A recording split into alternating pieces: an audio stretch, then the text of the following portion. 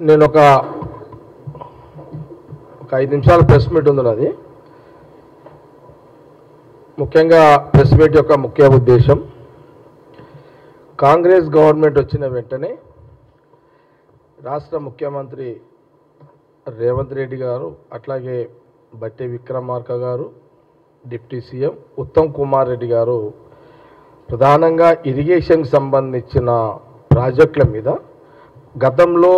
గతంలో కాళేశ్వరం సంబంధించి కానివ్వండి, లేదా మేడిగడ్డకు సంబంధించి విషయం కానివ్వండి, ఎన్నికల కంటే ముందు అనేక పత్రికల్లో కథనాలు శీర్షికలు వచ్చిన సందర్భాన్ని పురస్కరించుకొని రాహుల్ గాంధీ గారు మేడిగడ్డ సందర్శించడం జరిగింది. ఆ రోజు ఎంటైర్ కాంగ్రెస్ పార్టీ, పిసిసి ప్రెసిడెంట్తో పాటు ఎంటైర్ కాంగ్రెస్ పార్టీకి సంబంధించిన నాయకత్వం అంతా కూడా, అందుబాటులో ఉన్న నాయకులందరూ కూడా రాహుల్ గాంధీ గారు వెంబడి మేడిగడ్డకు బ్యారేజ్ బ్రిడ్జ్కి అటెండ్ కావడం జరిగింది. అక్కడ ఆ రోజు రాహుల్ గాంధీ గారికి అని కాంగ్రెస్ పార్టీకి, కాంగ్రెస్ పార్టీ కార్యకర్తలు నాయకులు చెప్తే మేడిగడ్డ సందర్శన రాహుల్ గాంధీ గారు చేయలే. ఆ రోజు రాహుల్ గాంధీ గారు మేడిగడ్డ సందర్శన బ్యారేజ్ ఏదైతుందో ఆ సందర్శన టీవీలలో, ఛానల్స్లలో, ప్రింట్ మీడియాలో దాని మీద ఒక వార్త వచ్చింది.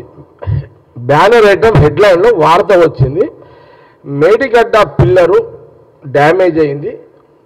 ఇది వాస్తవమే కదా.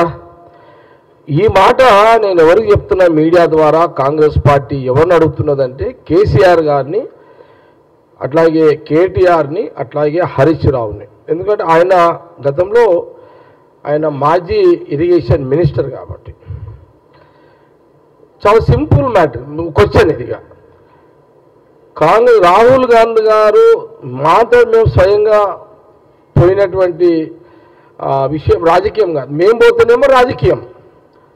ఆ రోజు టీవీలలో, పత్రికలలో వచ్చిన వార్తను దృష్టిలో పెట్టుకొని రాహుల్ గాంధీ గారు మేడిగడ్డ పిల్లర్ ఏదైతే వంగిందో, ఏదైతే డ్యామేజ్ అయిందో దాన్ని చూడడానికి వెళ్ళారు. ఆ రోజు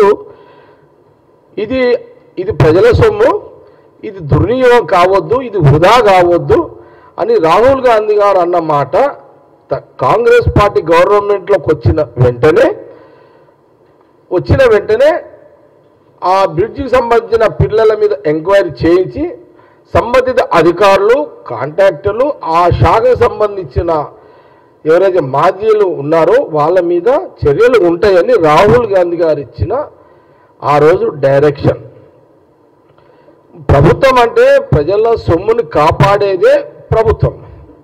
ప్రభుత్వం అంటే ప్రజల సొమ్ముని దుర్వినియోగం కానీ లేకపోతే వృధా చేయడం కానీ ప్రభుత్వం యొక్క బాధ్యత కాదు.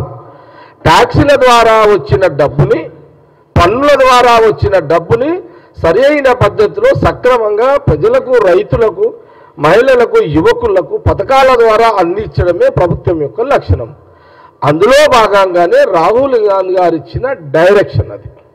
దాని తర్వాత ప్రజలు కాంగ్రెస్ పార్టీకి అధికారం ఇచ్చిన వెంటనే ఇమ్మీడియట్లీ అసెంబ్లీ పెట్టి, ఆ రోజు ఉత్తమ్ కుమార్ రెడ్డి గారు ఇరిగేషన్ సీనియర్ నాయకుడు, ఇరిగేషన్ సంబంధించిన మినిస్టరు, సీఎం రేవంత్ రెడ్డి గారు, బట్టి విక్రమార్క గారు. ఇది లింక్, ఎందుకంటే బట్టి విక్రమార్క అండ్ ఫైనాన్స్ అతనే చూస్తున్నాడు. ఇప్పుడు ప్రజల డబ్బు అంతా అక్కడ దేఖ్బాల్ ఫైనాన్స్ మినిస్టరే కదా. ఎస్, ఈ ముగ్గురి యొక్క కలయికలో ఇంకా మిగతా సీనియర్ మినిస్టర్స్ యొక్క అభిప్రాయాలను రాహుల్ గాంధీ గారు ఆ రోజు ఏ డైరెక్షన్ ఇచ్చారో అందులో భాగంగానే ప్రజలకు తెలవాల్సిన విషయం కాబట్టి దానికి సంబంధించిన ప్రజెంటేషన్స్ కానివ్వండి, ప్రజలకు లెక్కలు కానివ్వండి, డబ్బుల వ్యవహారం కానివ్వండి, ఇవన్నీ కూడా అసెంబ్లీ సాక్షిగా ప్రజలందరూ తెలిసే విధంగా మీడియా సహకారంతో, సోషల్ మీడియా కానీ, ప్రింట్ మీడియా, ఎలక్ట్రానిక్ మీడియా సహకారంతో ప్రజల దృష్టికి తీసుకెళ్లే ఒక ప్రయత్నము అన్నీ కూడా జరిగిపోయినాయి. అందులో భాగంగానే ఒకసారి మళ్ళీ ముఖ్యమంత్రి హోదాలో పోవాల్సిన బాధ్యత ఉంది కాబట్టి సీఎం రేవంత్ రెడ్డితో పాటు ఇరిగేషన్ మినిస్టర్ ఉత్తమ్ కుమార్ రెడ్డి, బట్టి విక్రమార్కతో పాటు ఎంటైర్ మినిస్టర్లు, కోమారెడ్డి వెంకరెడ్డి కూడా పోయిండు, పొంగులేటి శ్రీనివాస్ రెడ్డి కూడా పోయిండు, శ్రీధర్ బాబు గారు కూడా పోయారు.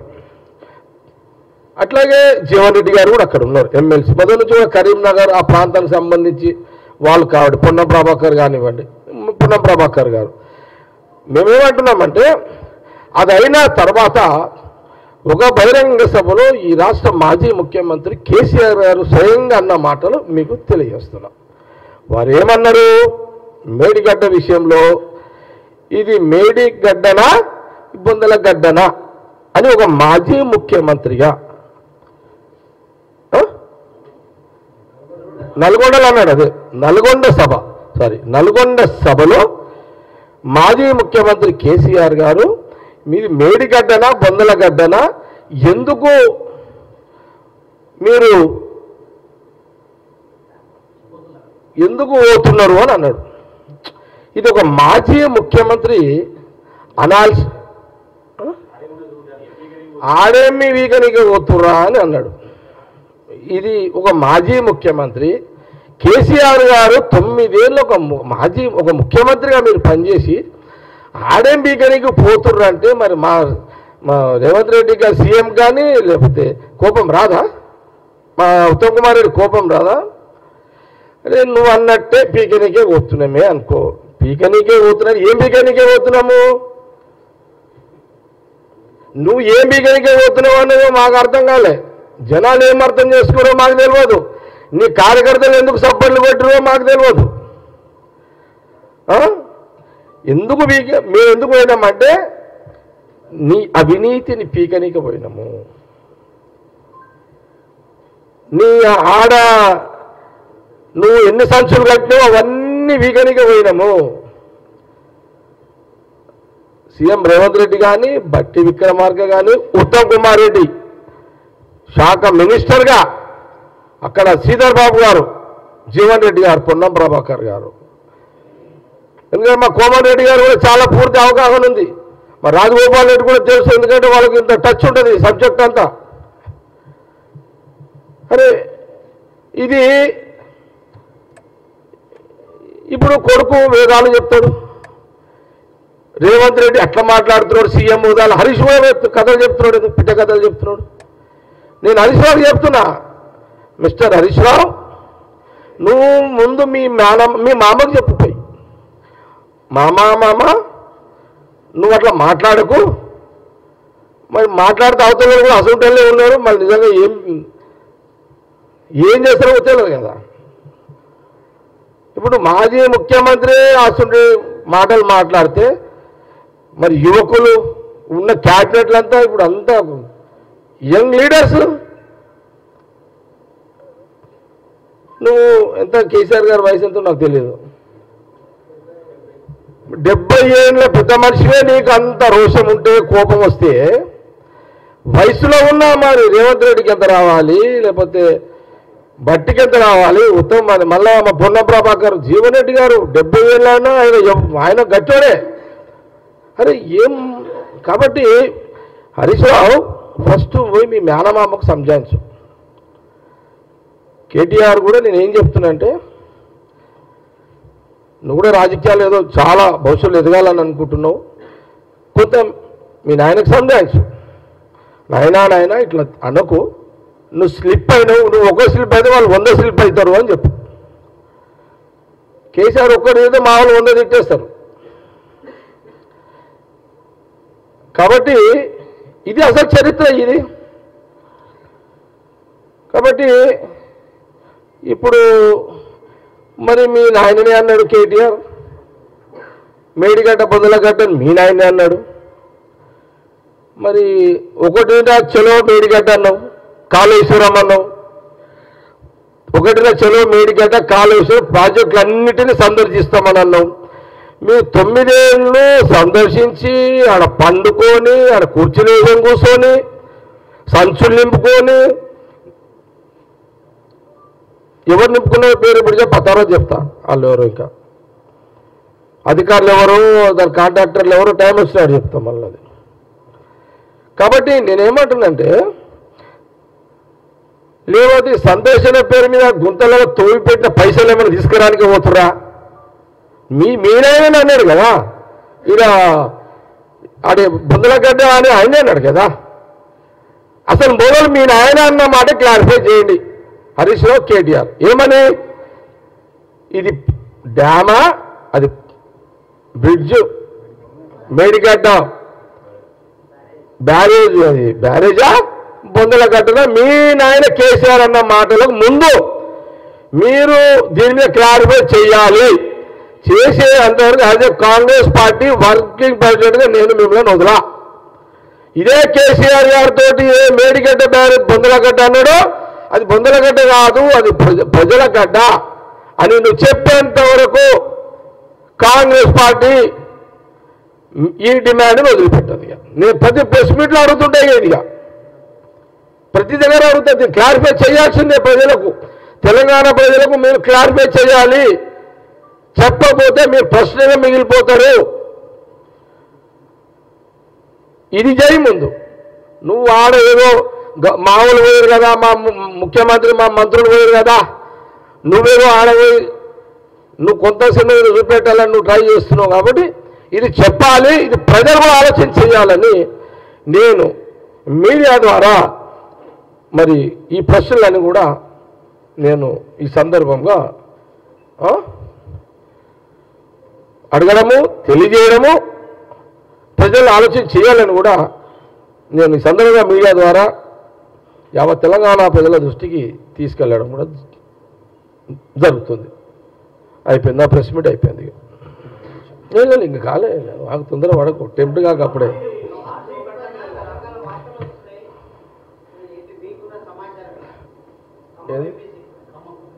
ఇంకెవరు అడుగుతున్నారు దీని మీద ఎవరు అన్నారా ఏంటది మార్చు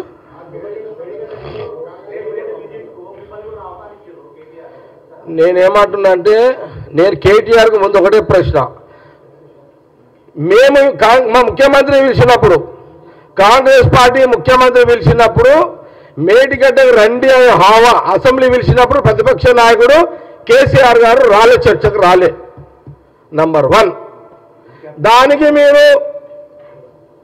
దానికి మీరు జవాబు చెప్పండి ఫస్ట్ రెండవది కేటీఆర్ మీ నాయన ముందు ఒక మాట చెప్తున్నా ఇప్పుడు నువ్వు మమ్మల్ని పిలుస్తున్నావు కదా మా ప్రభుత్వాన్ని పిలుస్తున్నావు కదా ఫస్ట్ మీ నాయన అసెంబ్లీకి వచ్చి చర్చల్లో మళ్ళీ కావాలంటే చర్చ మళ్ళీ ముఖ్యమంత్రి నేను చెప్తా కేసీఆర్ వస్తుంటుండు నువ్వు చెప్పు మీడియా పరంగా చెప్పు దీని మీద చర్చకు మా ప్రతిపక్ష నాయకుడు వస్తుంటుండు మళ్ళీ అసెంబ్లీకి రెడీ అవుతామని చెప్పి ఒకటి రెండవది నువ్వు ఏం అడిగిన ప్రశ్న పదం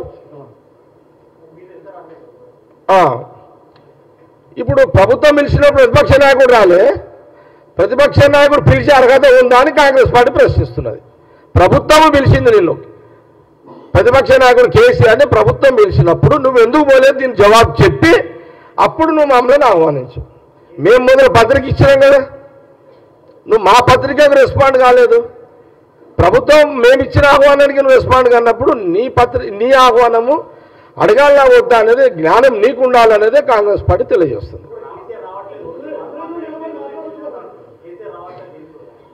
కేసీఆర్ రాకుండా మేడిగడ్డకు పోయినా ముఖ్యమంత్రి గారు పిలిచినప్పుడు కేసీఆర్ ప్రతిపక్ష నాయకుడు రాకపోయినా ఇప్పుడు వాళ్ళు ఎన్నిసార్లు మేడిగడ్డకు పోయినా దానివల్ల ఉపయోగం లేదు ప్రభుత్వం తన పని తను చేసుకుంటూ పోతుంది ఏం దానివల్ల ఏందనేది క్లారిటీ ఇస్తాం భవిష్యత్తు ఓకే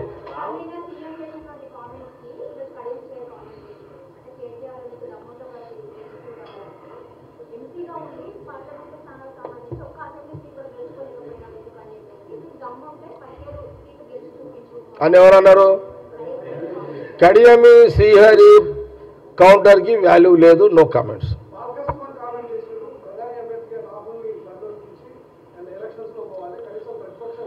నువ్వు ప్రశ్న అడిగినారు కదా మళ్ళీ ఆన్సర్ కూడా అట్లనేయండి అందరు సుమన్ చాలా పిల్లగాడు ఇంకా ఆయన నేర్చుకోండి మీద ఉన్నాడు ఏదో కేటీఆర్ ఉన్నాడు కాబట్టి నడిచిపోయి సంకలు ఎత్తుకున్నాడు కానీ నీకు అంత అనుభవం లేదు పిల్లగాడు పిల్లగాని తీరే ఉండు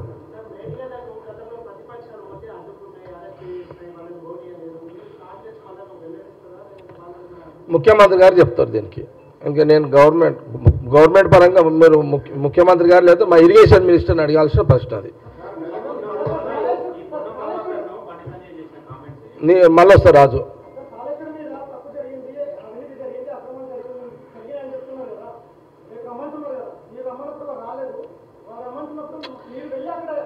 కేటీఆర్ పెన్షన్ల దానికి వాల్యూ లేదు దానికి. రాజు నువ్వేం అడుగుతున్నావు?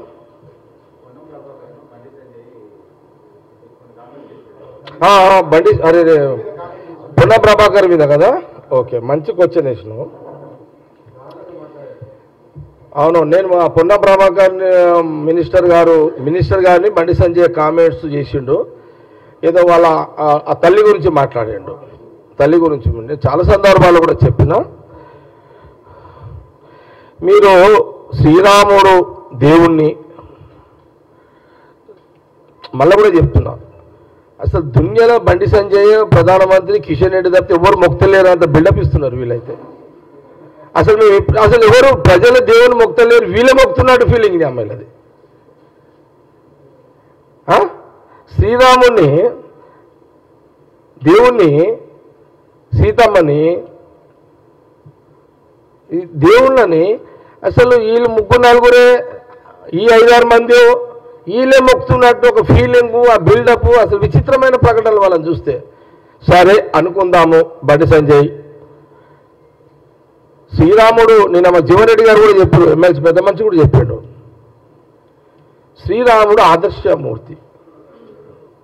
ఆయన దేవుడు, ఆయన పుట్టుకనే రానున్న కాలంలో రానున్న కలియుగంలో రానున్న తరాలకు సీతమ్మ వారు, శ్రీరామచంద్రుడు దేవుడు ఇలా జీవించాలి అని మనకు మెసేజ్ ఇవ్వడం జరిగింది. ఇట్లా బతకండి, ఇలాంటి ప్రేమలతో బతకండి, ఇట్లా ఉండండి అని ఒక మెసేజ్ ఇచ్చారు. అందులో మొదటి మెసేజ్, తండ్రి శ్రీరామచంద్రుని ఒక సందర్భంలో మన సవతి తల్లి కోరిక, సరే అదొక చరిత్ర. అది తండ్రి మాటకు తల్లి మాటకు గౌరవించి వనవాసం చేసిరా అంటే, వనవాసం ఎందుకు ఏమన్నది అది మీ అందరు కూడా తెలుసు, ప్రజలకందరూ కూడా తెలుసు, జస్ట్ ఇంటిస్తున్నా అంతే.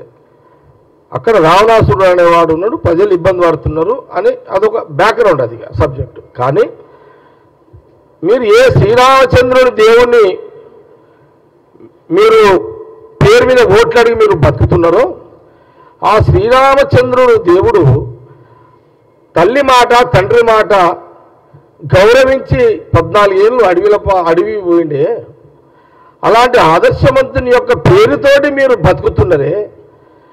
మరి శ్రీరామచంద్రుడు తల్లిని గౌరవించి అడవిలో పోయినాడు, మరి మా పొన్నం ప్రభాకర్ తల్లి అంటే ఏదో నువ్వు రాజకీయ దూషణ చేసినావు కదా, మరి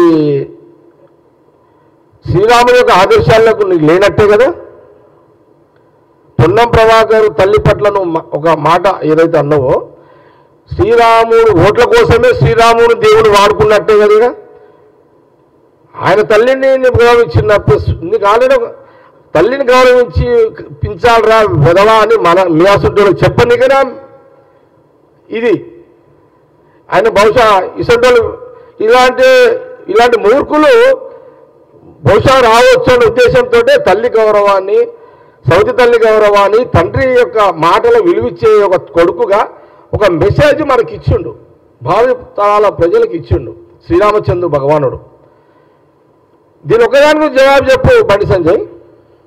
బేషరతుగా పొన్నం ప్రభాకర్కి నువ్వు క్షమాపణ చెప్పాలి. ఏదన్నా రాజకీయ సందర్భంలో మా పొన్నం ప్రభాకర్ నిన్న ఒక మాట అన్నా కూడా నువ్వు రాజకీయంగా విమర్శించు పొన్నం ప్రభాకర్ని, కానీ నువ్వు పొన్నం ప్రభాకర్ని తల్లి అనే మాట తీసుకొని నీ యొక్క మాటల్లో అట్లా రావడము, నువ్వు ఆ మాట నోరు జారినందుకు నీ నాలుక నువ్వే కరుసుకో. పొన్నం ప్రభాకర్ తల్లి పేరు తీసుకుని మాట్లాడినందుకు నీ నాలుక నువ్వే కరుసుకో. బేషరతుగా పొన్నం ప్రభాకర్ తల్లి మాట తీసుకొని అలాంటి మాట మాట్లాడినందుకు క్షమాపణ బహిరంగంగా మీడియా ద్వారా చెప్పు.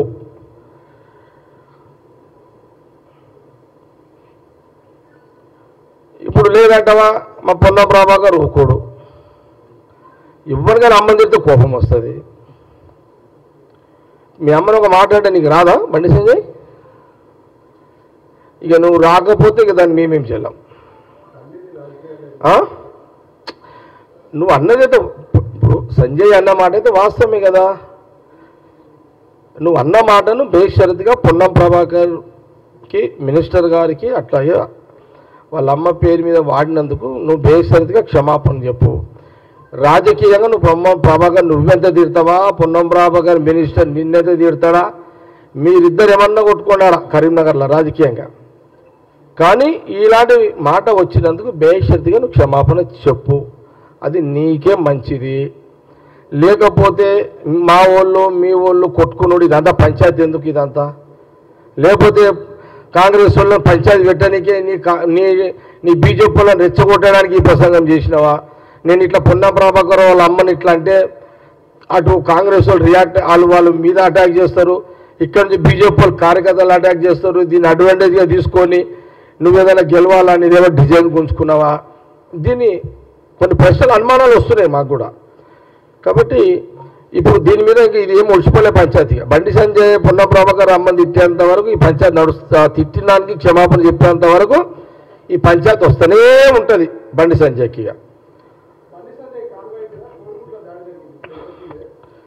అవును, నేను నిన్నే అడుగుతున్నా, మీ అమ్మ తిడితే నువ్వేం చేస్తావు, మీరేం చేస్తారు, నేనేం చేస్తా.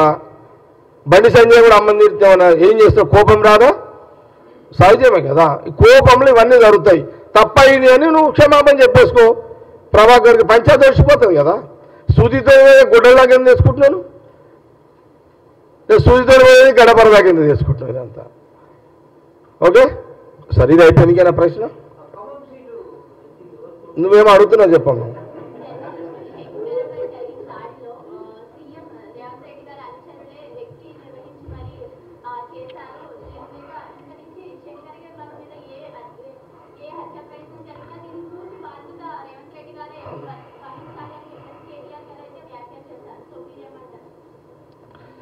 కేటీఆర్కి ఇప్పుడు పనేం లేదు కాబట్టి ఏదో పని పెట్టుకున్నాడు, ఏదో దొరకాలి ఆయనకు మాట్లాడనికే. అయినా నువ్వు అడిగిన ప్రశ్నకు మాటతోడు కదమ్మా, నేను దాన్ని సావధానంగా, ఎందుకంటే ఏది నిజమో ఏది అబద్ధమో తెలియదు, ఏది కరెక్టో ఏది రాంగో తెలియదు. ఇంతమంది లేని జర్నలిస్టులకు లేని బాధలు ఇన్ని ఎవరికి లేని పంచాయతీ బాధలు ఒక్కరికి ఎందుకు వచ్చింది? నా తెలుసుగా ఈ రాష్ట్రంలో ఎంతమంది ఉంటారు జర్నలిస్టులు? 10,000 మంది ఉంటారా? 10,000 మంది జర్నలిస్టులకు కలగని బాధ ఒక్క జర్నలిస్ట్కి ఎందుకు కలిగిందమ్మా? ఒక్కతనే కదా. ఈ మిగతా 9,900 మందికి ఎందుకు కంప్లైంట్స్ లేవు కదా? ఆయన బాధ ఏందో చెప్పుకుంటే మేము సాల్వ్ చేస్తామమ్మా. ఇది ఏదో సీఎం పేరు చెప్తే ఇదేదో అట్లా వద్దు, బాగుండదు. అతనికి చెప్పండి, మీరు ఏదైనా ప్రాబ్లం ఉంటే నన్ను కలవమని చెప్పండి, నేను చెప్తా, నో ప్రాబ్లం అది. ఓకే, ఇది పెద్ద దీనికి ఏమి మనం కత్తులు వేడి చేయాల్సింది ఏం లేదు తల్లి, అర్థమైంది కదమ్మా. ఆయనకు చెప్పు, నేను సాల్వ్ చేస్తే ప్రాబ్లం. ఓకే, నో ప్రాబ్లం, ఆయనకు సంజాయించమ్మా. ఇంకేది అదేనా? నన్ను ఎందుకు మీద నాకు ఎట్లా కాదు భయ్, నాకు పగలకి మీరేమన్నా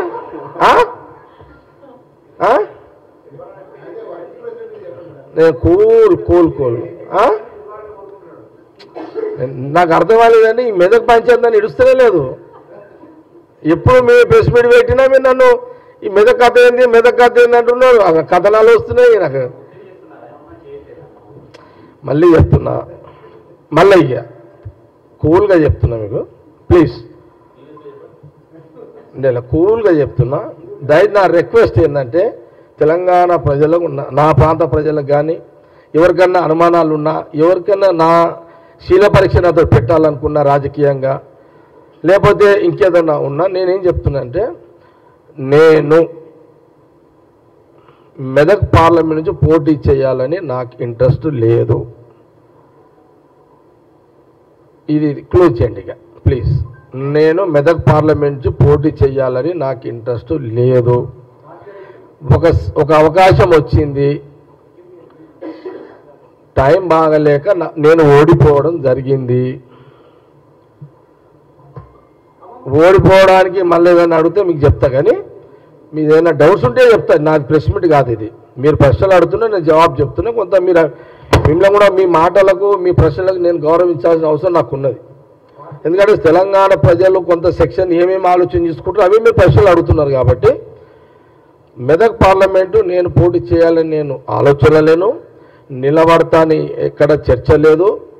దానికి ఇక దాంట్లో నన్ను పక్కకి పెట్టేసండి. ఇక దాని విషయంలో అభ్యర్థి విషయంలో అక్కడ పిసిసి ప్రెసిడెంట్ ముఖ్యమంత్రి రేవంత్ రెడ్డి గారు, ఇన్ఛార్జు దీపా మున్షి గారు, మా జిల్లా మినిస్టరు ఆ పార్లమెంట్ ఇన్ఛార్జ్ దామోదర్ రాజనరసింహ గారు, వాళ్ళు ముగ్గురు కూర్చొని, అట్లాగే ఏఐసిసి సెక్రటరీ మా పార్లమెంట్ ఇన్ఛార్జు విష్ణు గారు, ఇక వాళ్ళు కూర్చొని నిర్ణయం చేసుకుంటారు. ఆల్రెడీ అక్కడ దీనికి సంబంధించిన ఒక సర్వే కూడా జరుగుతున్నది. అందులో ఎవరు ఫిక్స్ అయితే బాగుంటుంది అనేది పార్టీ ఏఐసిసి చూసుకుంటుంది. ఇందులో నుంచి నన్ను మళ్ళొకసారి మీ ఊహాగానాల్లో మెదక్ పార్లమెంట్లో జగ్గారెడ్డి అనేది మైండ్లకి తీసేసేయండి. ఇక ఈ సబ్జెక్ట్ క్లోజ్. ఇక దాని నో కామెంట్స్. No comments. ఇక నేను క్లారిఫై చేసేసిన. రేపు ఏమవుతుందో నేను ఇప్పుడు ఎట్లా చెప్తా. No comments. ఏదో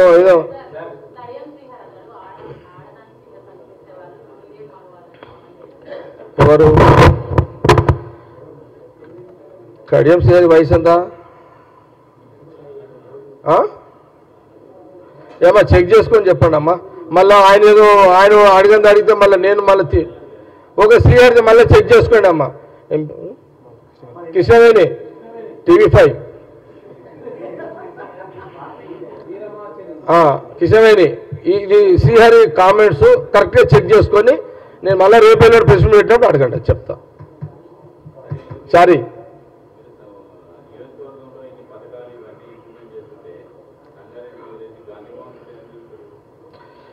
నేను సంగారెడ్డి నియోజకవర్గానికి పోకుండా కారణం ఏంటంటే నేను ఓడిపోయినా.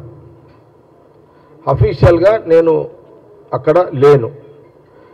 నాకు మా ప్రజలు నాకు రెస్ట్ ఇచ్చారు. ఒక 5 ఏళ్ళు 5 years నాకు రెస్ట్ ఇచ్చారు. గెలిపించినందుకు కృతజ్ఞతలు చెప్పాల్సిందే, రెస్ట్ ఇచ్చినందుకు నా సంగారెడ్డి పబ్లిక్ కృతజ్ఞతలు నేను చెప్పాల్సిందే. గెలిచినప్పుడు పని చేస్తా, ఓడిపోయినప్పుడు ఏదన్నా మిస్ అయినవి ఉంటే చెక్ చేసుకుంటే కూర్చుంటా హైదరాబాద్లో. కాబట్టి ప్రజలు ఏది చేసినా మన మంచి కోసమే అని నా అభిప్రాయాన్ని మీకు తెలియజేస్తున్నా. నా ఓటమి వల్ల ఎవరు సంగారెడ్డిలో ఎవరు ఫీల్ కాకండి. ఇది నాకు చాలా సంతోషంగా ఉన్నా. ఇప్పుడు కాంగ్రెస్ పార్టీకి ఫుల్ టైం ఇస్తున్నా, గాంధీ భవన్కి వస్తున్నా. మా ముఖ్యమంత్రి, మా డిప్యూటీ సీఎం, మంత్రులు, ఎమ్మెల్యేలు అందరూ ప్రజా పరిపాలనలో బిజీగా ఉన్నారు. ఇప్పుడు నేను గాంధీ భవన్కి వచ్చి రెగ్యులర్గా ఇక్కడ ప్రజలు ఎట్లున్నారు అంత మేము అబ్జర్వేషన్ చేస్తున్నాం మేడం. కాబట్టి ఏమి ఇబ్బంది లేదు, దానివల్ల ఇబ్బంది ఏం లేదు, నో ప్రాబ్లం. ఇంకేదన్నా ఖమ్మం మీద అంటే లేదు.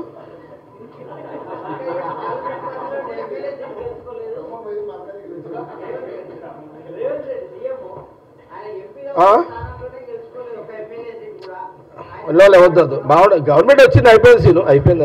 అది అది వేస్ట్. పల్లెలు మాట్లాడుతుంటారు, వదిలేసింది. పల్లెలు మాట్లాడుతుంటారు సీఎం రేవంత్ రెడ్డి మీద. పెద్దానికి ఆడ రెస్పాండ్ అవుతాం మనం. ఇప్పుడు ఆయన ముఖ్యమంత్రి, పిసిసి ప్రెసిడెంట్, ఆయన బిజీ అనుకుంటుంది. ఈ ఎల్ఐఎంఎల్ఐ కూడా మాట్లాడుతుంటే ఆడికి రెస్పాండ్ అవుతాం. ఇవన్నీ లైట్ తీసుకోండి. అదంతా ఇంకేదన్నా ఉందా? రాదు ఇంతమంది మేము అడిగితే ఖమ్మం ఎవరు అడిగారు? ఖమ్మం ఎవరు అడిగారు? నువ్వే అడిగారు. ఖమ్మం పార్లమెంటు విషయంలో మీకు డౌట్స్ ఎందుకు? అందుకని మీరు రకరకాలుగా కథనాలు వస్తున్నాయి. ఇప్పుడు ఖమ్మం విషయంలో అందరికీ తెలిసిన విషయమే. అక్కడ రేణుకా చౌదరి గారు ఉండే. ఒకవేళ ఎవరు లేకపోయి ఉంటే బహుశా ఆమెనే ఎంపీ క్యాండిడేట్, ఆమెనే ఉంటుండేనేమో. ఇప్పుడు మేడం రేణుకా చౌదరి గారు రాజ్యసభ సభ్యురాలు అయిపోయింది, అధిష్టానం డిక్లేర్ అయిపోయింది, రాజ్యసభ అయిపోయింది మేడము రేణుకా చౌదరి గారు. ఇంకా పోటీలో ఉన్నది ఎవరో ఖమ్మంలో డిప్యూటీ సీఎంగా బట్టి విక్రమార్క మిస్సెస్ ఉంది. అట్లాగే పొంగులేటి శ్రీనివాసరెడ్డి రెవెన్యూ మినిస్టర్ వాళ్ళ బ్రదర్ వాళ్ళ తమ్ముడు ఎవరో ఉన్నారు. అట్లాగే తుమ్మల నాగేశ్వరరావు గారు మినిస్టర్ సంబంధించిన కొడుకు కూడా ఏదో అన్నయ్య కూడా ఉన్న పోటీలో దరఖాస్తు పెట్టుకున్నట్టుండు, వాళ్ళు కూడా ఉన్నట్టుండు మినిస్టర్ కొడుకు. అట్లాగే జట్టి కుసుమ్ కుమార్ కూడా ఈ పోటీలో, హనుమంతరావు బీసీ నాయకుడు ఉన్నాడు.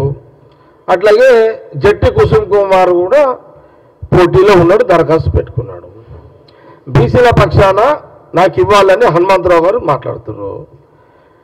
జట్టి కుసుమ్ కుమార్ ఏంటంటే ఆ ప్రాంతంలో రేణుకా చౌదరి గారు ఎంపీ ఉండుంటే ఆమె ఎంపీ ఉంటుండే, ఆయన అన్నమాట చెప్తున్నాను, నేను అన్నమాట కాదు, జనరల్గా ఆయన షేర్ చేస్తే అన్నమాట మీకు చెప్తున్నా, మీరు అడిగారు కాబట్టి. అది కూడా ఇప్పుడు ఆ ప్రాంతంలో మొదటి నుంచి సారథ్యం ఆమెనే లీడర్ కాబట్టి మేడమే కమ్మ క్యాస్ట్కి సంబంధించిన కాబట్టి ఆమె అప్పుడు ఉంటుండే.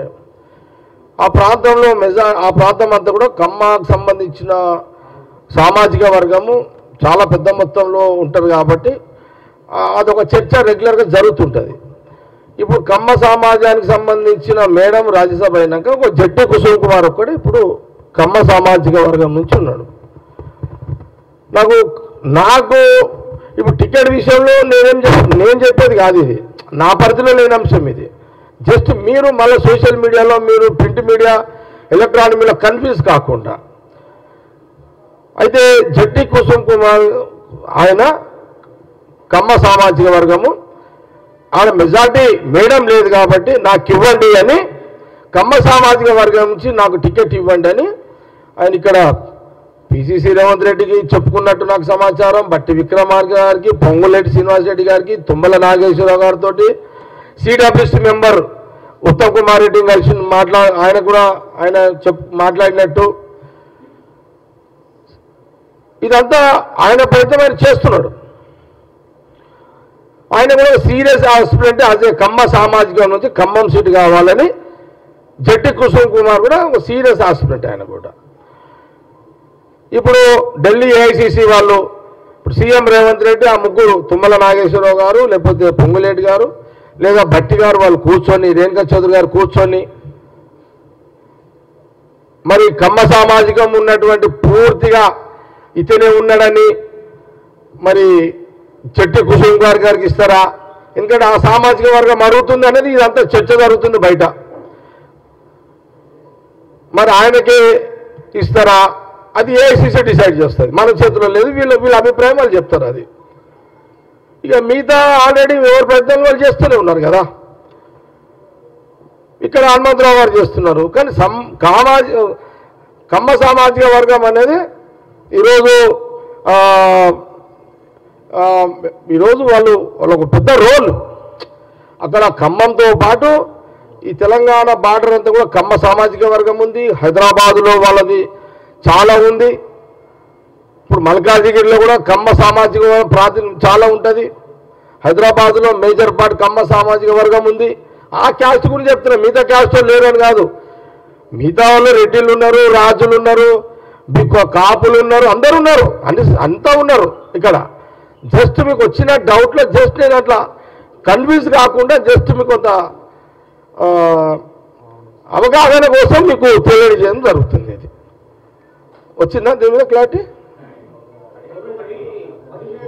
ఖమ్మం అయిపోయింది.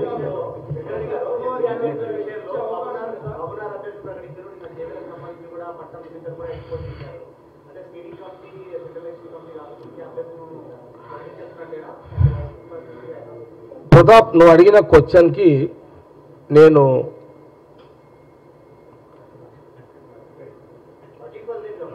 అంటే అట్లా ఫిట్గా నేను చెప్పడానికి ప్రాబ్లం అది. నువ్వు ప్రశ్న నేను ఇక్కడ నా డిజిగ్నేషన్ ఫిట్ కాదు, ప్రాబ్లం అది. చెప్పు కడేసి అది.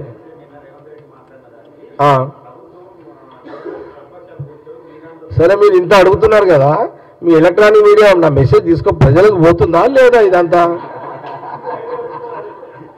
మీరేదో 5 నిమిషాలు లైవ్ ఇస్తారు, ఓ 2 నిమిషాలు ఇస్తారు, మీరేమో గంట ప్రశ్నలు అడుగుతారు.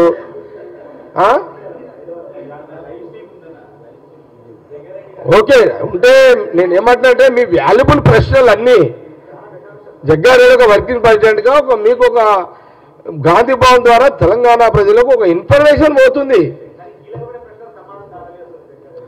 కొన్ని పరిధిలో మాట్లాడాలి నేను ప్రతాప్, నేను అడుగుడు తప్పు కాదు, యువర్ రైట్స్, కానీ నేను కొంత పరిధిలో నేను లిమిట్ అయి మాట్లాడాలి. నాకు కొంత ఇది మాట్లాడితే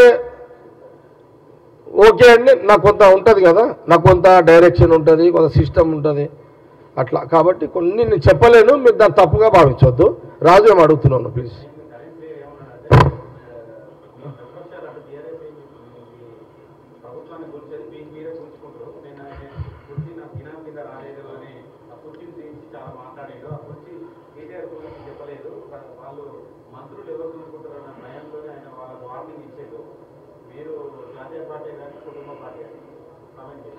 కాంగ్రెస్ పార్టీ రాజు మళ్ళీ ఏదైనా మిస్ అయితే నువ్వు ప్రశ్న అడుగు, నో ప్రాబ్లం.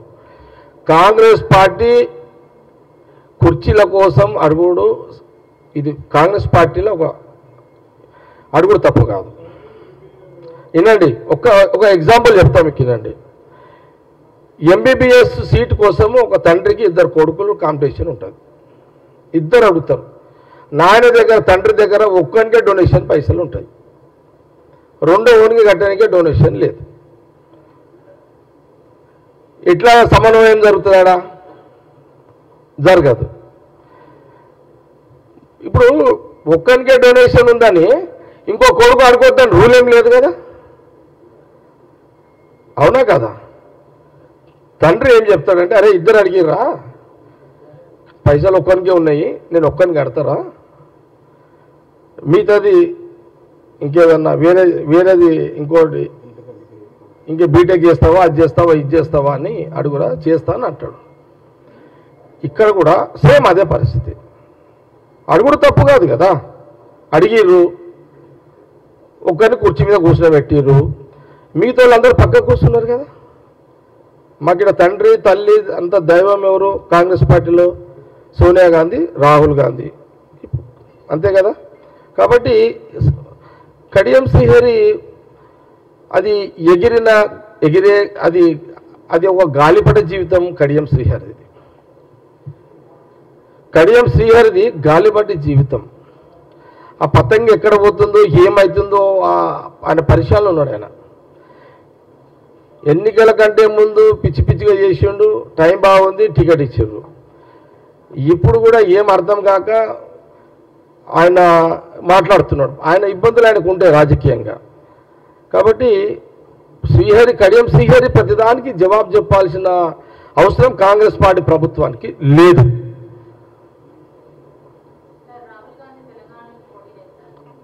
అమ్మ అది నా పరిధి కాదు ప్లీజ్.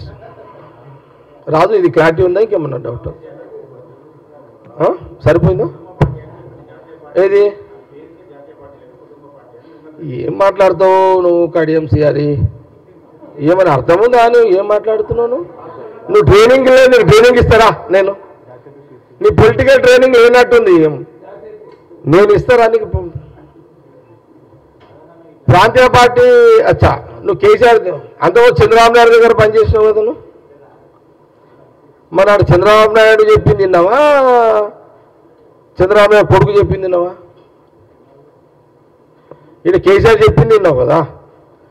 మాకు కూడా ఈ పార్టీకి బాస్ సోనియా గాంధీ, రాహుల్ గాంధీ, వాళ్ళ కుటుంబం, ఇప్పుడు ఖార్గే గారు, అంతే కదా. ఇంత కూడా నీకు పొలిటికల్ నాలెడ్జ్ అయిపోతే మనం ఏం జవాబు చెప్తాం? ప్రతిసారి ఏదో కడియం శ్రీహరి మాట్లాడుతున్నాడు, ఆయన ఇబ్బందులు ఆయనకు ఉంటాయి, మాట్లాడాలి. కాబట్టి ఆయన ఎన్ని మాట్లాడినా ప్రతిదానికి జవాబు ఇచ్చే యొక్క మెటీరియల్తో మాట్లాడుతున్నాడు ఆయన, వితౌట్ మెటీరియల్. దానికి స్టాండర్డ్ లేదు. ఎవరు? కడియం శ్రీహరిది. దానికి విలువ లేదు. సెల్ఫ్ 71 ఇయర్సా? కాంగ్రెస్ లో 99 దాకా యంగ్ ఉంటారు ఇక్కడ. 99 ఇయర్స్ యంగ్ ఉంటారు ఇక్కడ. కాంగ్రెస్ పార్టీలో అదే గొప్పతనం. ప్రాంతీయ పార్టీలు 70 ఏళ్లకు 71కి అది అవుట్. అది రియల్, నాకు జోక్ ఇది రియల్గా చెప్తున్నా.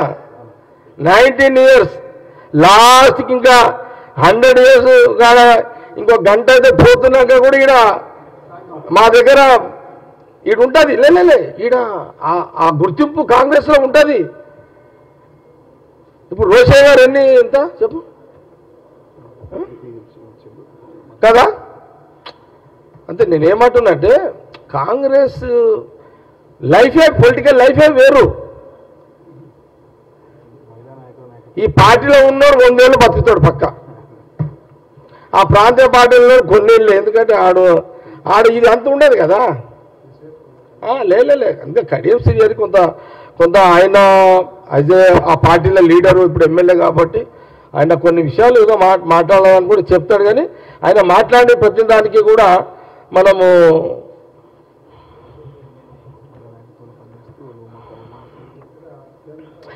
ఈయన కూడా తప్పు మాట్లాడండి. మన రాజు కడియం శ్రీహరి తప్పు కదా, ఏమన్నాడు ఈయన? ఇది కరెక్టేనా? ఇది మహిళా నాయకుల నాయకత్వంలో అదే మళ్ళీ మాట్లాడదాం. ఇది వెరీ సీరియస్ మ్యాటరు.